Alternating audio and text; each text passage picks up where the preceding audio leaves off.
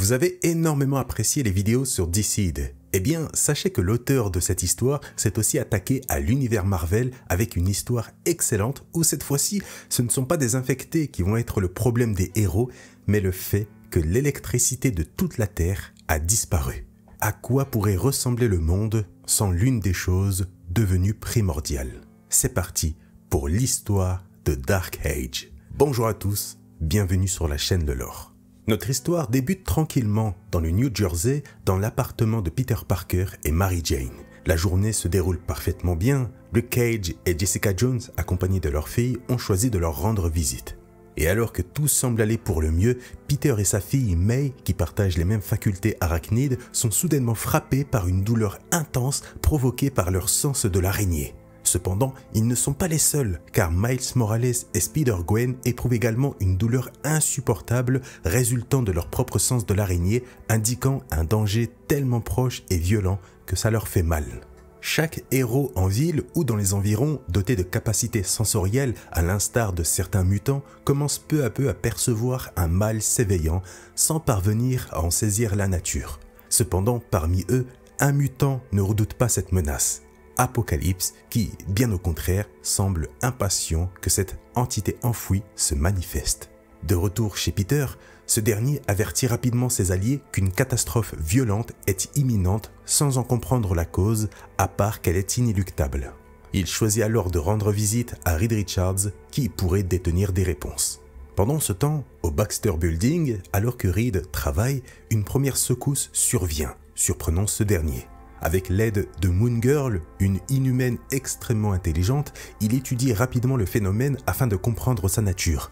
Il parvient alors à conclure qu'il ne s'agit pas d'un tremblement de terre, mais plutôt d'un impact provenant non pas de la surface, mais des profondeurs de la Terre. Soudain, sans avertissement, un observateur apparaît devant eux.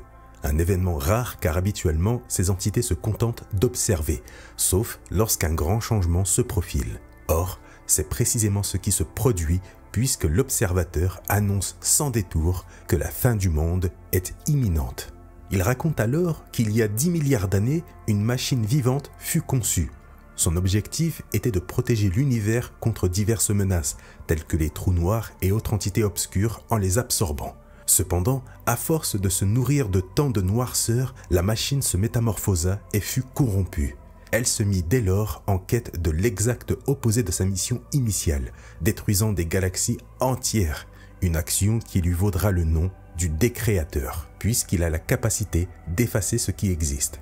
Il était d'une telle dangerosité que le tribunal vivant en personne intervint pour le réduire en morceaux. Toutefois, après délibération, le tribunal conclut que le détruire purement et simplement serait trop risqué pour l'univers en raison du surplus de puissance que le Décréateur avait accumulé au fil des millénaires. Il fut donc décidé de mettre la machine en sommeil et de l'emprisonner dans un monde alors en pleine évolution à cette époque, la Terre.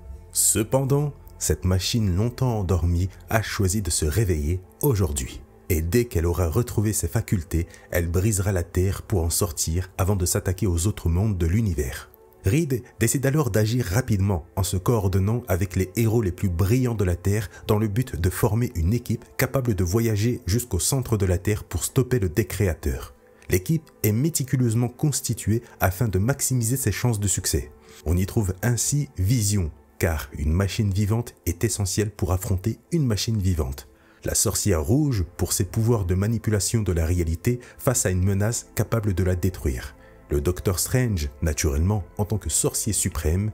La femme invisible pour ses champs de force capable de protéger tous les membres de l'équipe contre la chaleur du centre de la Terre. Et enfin, la chose pour sa force physique exceptionnelle. Pourquoi pas Hulk? Aucune idée. Une fois l'équipe prête, l'opération débute. Strange ouvre alors un portail menant au noyau de la Terre. Heureusement, protégée par le champ de force de la femme invisible, l'équipe traverse le centre du monde et finit par découvrir le gigantesque Décréateur en plein réveil. Ce dernier, ne prêtant aucune attention au héros, poursuit ses frappes dans l'espoir de briser sa prison et d'en sortir, provoquant ainsi la destruction de nombreux territoires à la surface de la Terre. Seul le Wakanda parvient à résister grâce au vibranium, tandis que d'autres, comme le royaume sous-marin de Namor, s'effondrent sur eux-mêmes. Chaque héros s'efforce de porter secours aux citoyens dispersés à travers le monde, tandis qu'au centre de la Terre, la bataille débute. Rapidement, la chose engage le combat pour stopper la machine, mais celle-ci, d'un simple mouvement, désintègre la chose sans la moindre difficulté. Wanda intervient alors à son tour avec ses pouvoirs pour façonner une réalité perturbant la machine. Mais une fois de plus, grâce à ses capacités à altérer la réalité, la machine parvient à anéantir l'existence de Wanda, littéralement de l'univers. Voyant la femme qu'il aime disparaître, Vision perd totalement la raison et se précipite furieux vers la machine, pénétrant dans son esprit, ce qui affecte le décréateur durant quelques secondes. Des secondes précieuses, car pendant ce temps, Suzanne, qui lutte pour maintenir son champ de force, protège le Docteur Strange, qui cherche désespérément une solution à travers toutes les réalités existantes pour trouver un moyen de contrer la machine. Heureusement, Strange parvient à trouver une arme capable de vaincre le décréateur. Il ouvre alors un portail vers une dimension où l'électricité ne peut exister en raison du noyau de cette réalité générant des impulsions électromagnétiques, donc des IEM à grande échelle. Conscient du danger, le décréateur attaque soudainement Strange, perçant le champ de force de Suzanne pour l'arrêter. Heureusement, à cet instant, une impulsion provenant de l'autre dimension se produit, blessant gravement le décréateur. Blessé, Strange annonce à Suzanne qu'ils ont réussi.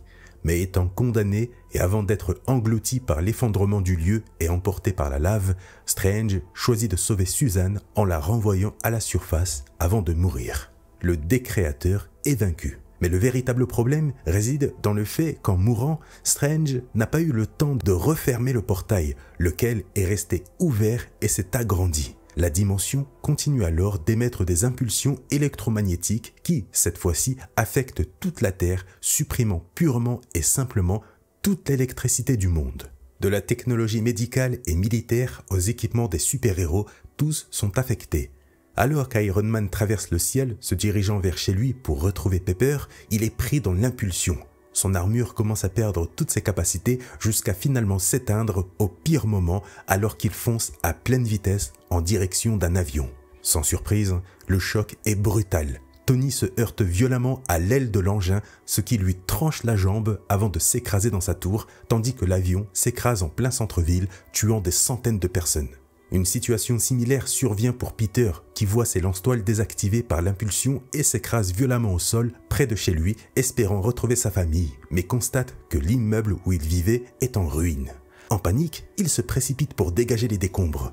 Heureusement, sa fille May a survécu sous les gravats en protégeant les autres grâce à la force physique héritée des gènes de son père, ce qui soulage Peter. C'est là le début de la fin pour l'univers Marvel tel qu'on le connaît avec la coupure mondiale d'électricité. L'âge sombre. Les premières années sans technologie ni courant déclenchent des guerres pour les ressources limitées du monde, les idéologies et les frontières. De nombreux héros et vilains périssent au cours de ces premières années de guerre, suivis par des milliards de personnes dans les années suivantes. Toutefois, au fil de ces événements, certains héros et même vilains se battent pour apaiser les conflits et s'unir dans le but de construire enfin un avenir après des années de guerre, l'après-apocalypse. Nous nous retrouvons désormais 7 ans après la coupure mondiale d'électricité.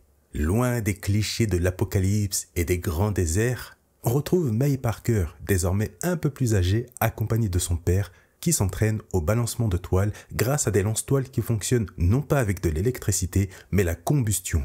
Nous découvrons alors avec étonnement que le monde a réussi à se remettre de la disparition de l'électricité. De nombreux groupes à travers le monde se sont unis en communautés, dispersées un peu partout sur Terre.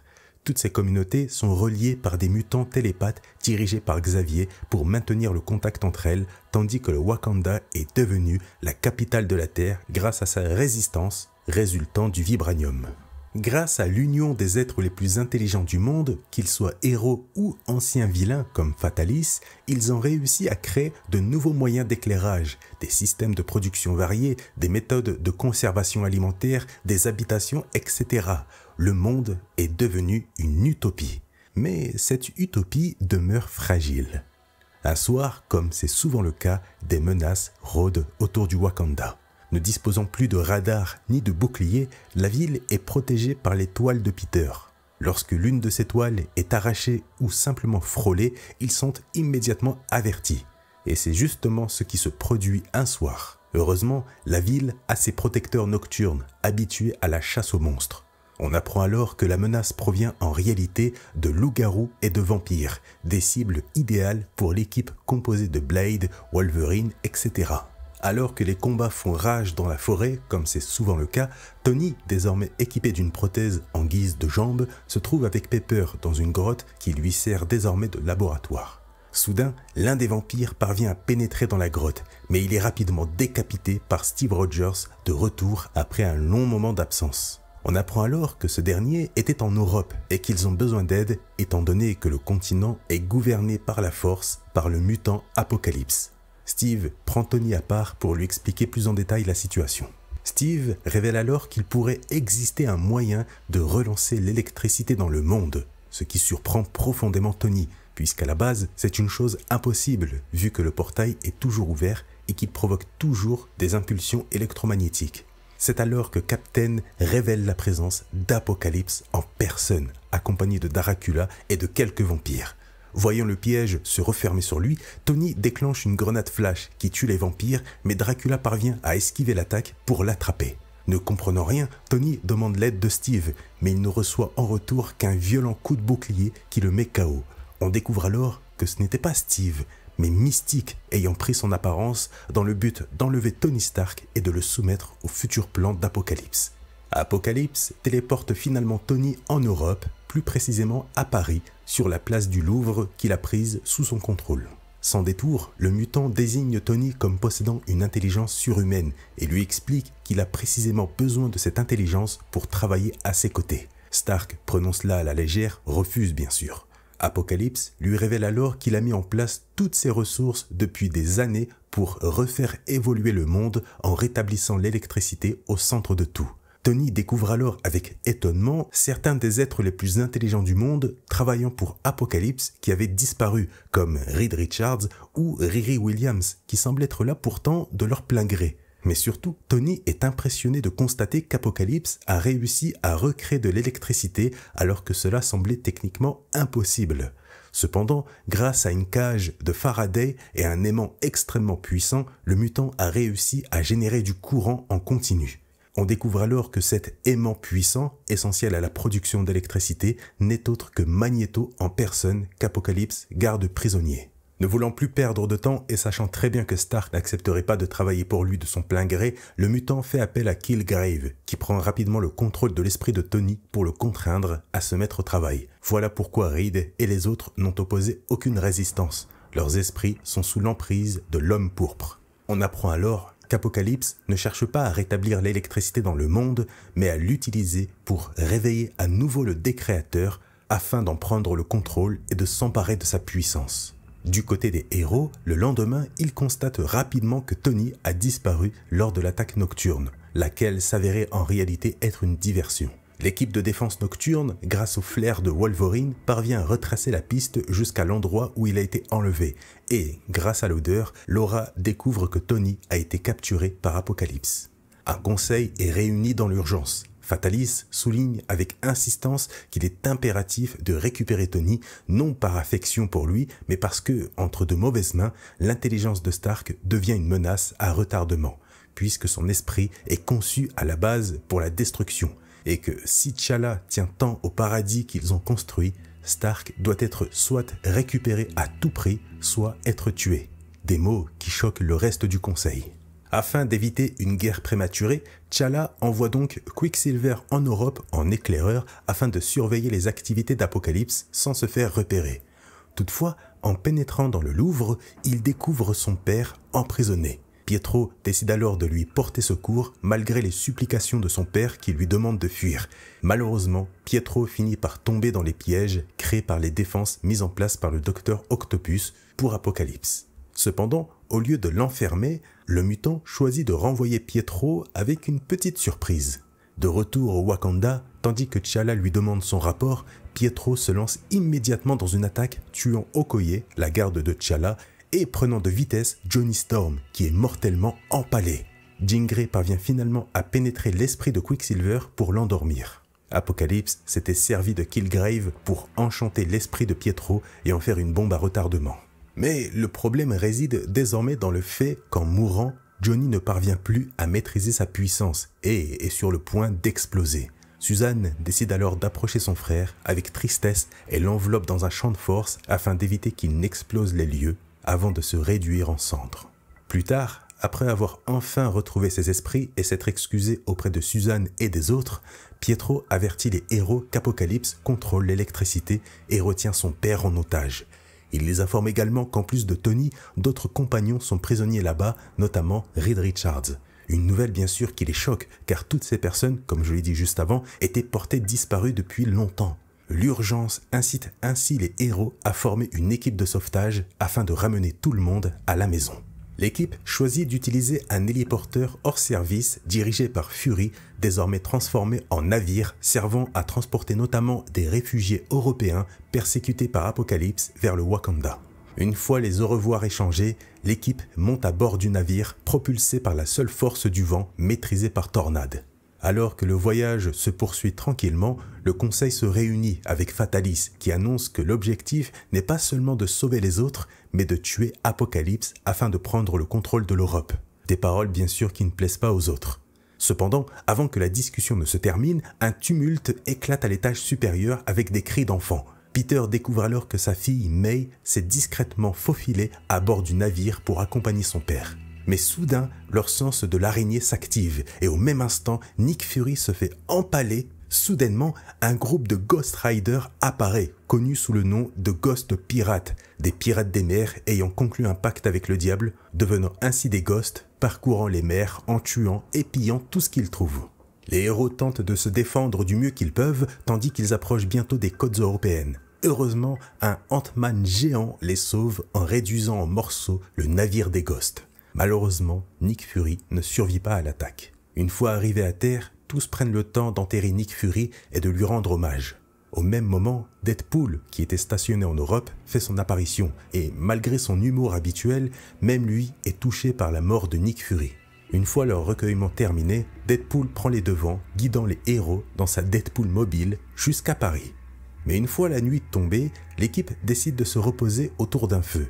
Cependant, Laura perçoit une odeur légère émanant de quelqu'un ou de quelque chose qui s'approche d'eux. Blade, accompagné de Wolverine et de sa sœur, décide de partir en chasse, ne souhaitant pas devenir les chassés. Arrivés à l'endroit où l'odeur est présente, ils sont rapidement attaqués par surprise et maîtrisés par cette menace mystérieuse qui semble mortelle. En entendant les cris de Laura au loin, tous se préparent à une attaque, mais Peter et May ne ressentent aucun danger, bien qu'il semble en exister un pourtant. C'est alors que Peter se souvient qu'il n'existe qu'une seule chose capable de tromper son sens de l'araignée. Venom. Après avoir éviscéré et mis KO l'équipe nocturne, le symbiote décide de s'attaquer au reste. Sauf que tous se lancent dans une attaque conjointe contre le symbiote pour le maîtriser. Et grâce à l'union de leurs pouvoirs, les héros parviennent à le contrôler, tandis que Pepper, avec son armure alimentée par la combustion, libère un puissant rayon enflammé, exploitant d'ailleurs l'une des faiblesses des symbiotes. Et rapidement, on découvre qu'il ne s'agit pas seulement de Venom, mais également de Carnage, qui était rattaché au même corps. Et alors qu'ils tentent tous deux de fuir, Tornade déchaîne sur les deux symbiotes toute la puissance de la foudre pour les désintégrer. On découvre alors que l'hôte des symbiotes n'était autre que Miles Morales, envoyé par Apocalypse. Après avoir retrouvé ses esprits, Miles explique qu'il a commencé à coopérer avec Venom en s'unissant avec lui à une époque où le monde était en ruine, afin de se protéger mutuellement. Ça se passait plutôt bien, cependant, à un moment donné, Carnage est parvenu à infecter le corps de Miles. En raison du conflit entre les deux symbiotes qui se détestent, Miles a fini par perdre la raison, se laissant corrompre par eux. Ces derniers ont ensuite accepté de travailler pour Apocalypse en échange que le mutant leur fournisse un vaisseau pour rentrer sur leur planète. Du côté d'Apocalypse, alors qu'ils arrivent à la phase finale du plan, Tony parvient à trouver un moyen d'arrêter les impulsions électromagnétiques, permettant ainsi à Apocalypse de prendre le contrôle du décréateur. Cependant, pour ce faire, il a besoin d'adamantium pur. Apocalypse annonce alors qu'il possède justement un stock enfoui quelque part. On découvre alors Logan enfermé sous terre, semblant être retenu depuis un certain temps par le mutant. C'est alors qu'Apocalypse décide de se téléporter vers son prisonnier, accompagné de Killgrave, mais aussi et surtout de Cyclope qu'il maintient également captif. Logan, déterminé à s'échapper, attaque immédiatement Apocalypse. C'est alors que Killgrave influence l'esprit de Cyclope, le contraignant à ouvrir les yeux, tandis qu'Apocalypse dirige sa tête vers Logan. Soudain, sans qu'il le veuille, Cyclope ouvre les yeux et libère son puissant rayon sur Logan qui finit par être désintégré. Ayant obtenu ce qu'il cherchait, Apocalypse saisit le crâne de Logan, constitué d'adamantium pur, et le remet à Tony pour la suite du plan. De leur côté, après un long trajet, les héros arrivent enfin dans la ville de Paris, désormais dévastée. Cette fois-ci, Peter demande à sa fille de rester en arrière avec d'autres, notamment Miles Morales, complètement affaiblis. Une fois prêts et arrivés près du Louvre, les héros attaquent sans tarder, à commencer par Tornade qui fait pleuvoir la tempête. Une offensive bien sûr qu'Apocalypse avait anticipée et préparée. Il libère alors sur eux tous les héros qu'il détenait captifs depuis pas mal de temps et contrôlés par Killgrave tels que Captain America, Captain Marvel, She-Hulk, etc. Une immense bataille s'engage ainsi sur la place du Louvre entre les héros. Et alors que Killgrave se trouve en retrait donnant ses ordres pour contrôler les esprits, il reçoit une balle en pleine tête tirée par Wade, ce qui libère enfin l'esprit des héros sous son contrôle. Et en plus des héros libérés sur le champ de bataille, à l'intérieur du Louvre, tous retrouvent également leurs esprits. Voyant cela, Apocalypse décide d'éliminer Tony et les autres n'ayant plus besoin d'eux. Soudainement, ses pouvoirs sont neutralisés, bloqués par le champ de force de Suzanne. Alors que tous les héros arrivent, Diablo déséquipe Apocalypse de son armure, tandis que Dracula en profite pour le mordre au cou, se vengeant ainsi d'avoir été contrôlé par Killgrave. Le problème réside désormais dans le fait qu'en le mordant, Dracula parvient à prendre le contrôle du mutant, ce qui s'avère bien sûr être très dangereux. Heureusement, Blade intervient rapidement, empale simultanément les deux ennemis et leur tranche la tête d'un coup net. Le conflit se termine enfin, laissant place aux retrouvailles, tandis que Magneto est libéré de sa prison, inaugurant ainsi une ère bien meilleure pour nos héros. Fin de l'histoire. Eh oui, c'est surprenant que ça se termine aussi vite. Je suis d'accord avec vous, et c'est le plus gros point noir de cette histoire. Elle a été raccourcie volontairement, alors qu'elle devait être beaucoup plus longue à l'origine. Et ça, malheureusement, pour une raison très simple. Entre-temps, l'auteur avait signé un contrat pour aller chez DC. Donc, Dark Age a été un peu sacrifié, et c'est vraiment dommage. J'espère tout de même que vous avez apprécié cette nouvelle vidéo sur la chaîne de Lore. On n'oublie pas le petit like, ça récompense le travail fourni, vous connaissez la chanson, le commentaire pour me donner votre avis sur cette histoire. Sur ce, je vous laisse, et je vous dis à une prochaine sur la chaîne de Lore.